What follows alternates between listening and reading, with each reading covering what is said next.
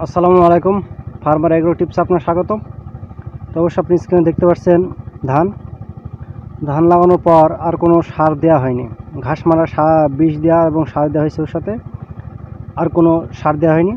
এখন আমি যে সারগুলো আপনাদের দেখাবো বা আমি ধানে যে প্রয়োগ করব এবং কী কী সারগুলো দেব, সেই সারগুলো অবশ্যই আপনাদের দেখাবো।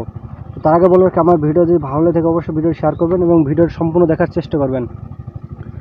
এমন অবস্থা যদি মনে করেন যে আপনাদের ভুঁই হয়েছে নোনা, তাহলে আপনাদের করণীয় কী, এবং ধান লাগানোর 5 থেকে 7 দিনের মাথায় যে সারগুলো দিলে আপনার ধানটা দ্রুত দেখা যাচ্ছে বাড়বে, কালো হবে, সেই পরিপ্রেক্ষিতে আগে ভিডিও তৈরি করতো। আপনারা ভিডিওর সম্বন্ধে দেখুন। চলুন এখন আমি যে এখানে সার রেখে এসেছি, এই সারগুলো সেখানে দেখাবো। তো আপনাদের এখন আমি দেখাচ্ছি সার। এখানে আছে পটাশ আছে, ইউরিয়া আছে, ড্যাপ আছে এবং সালফার আছে তলায়। সব কিছু একসাথে দ্রুত মিক্স করতে হবে। আর এর সাথে যেগুলো মানে মিক্স করে আপনার ধানের ক্ষেতে ব্যবহার করব বা দেব, সেটা কেঁচো মারা বিষ এবং থিওভিট হচ্ছে আপনার সিনজেন্টা কোম্পানির থিওভিট।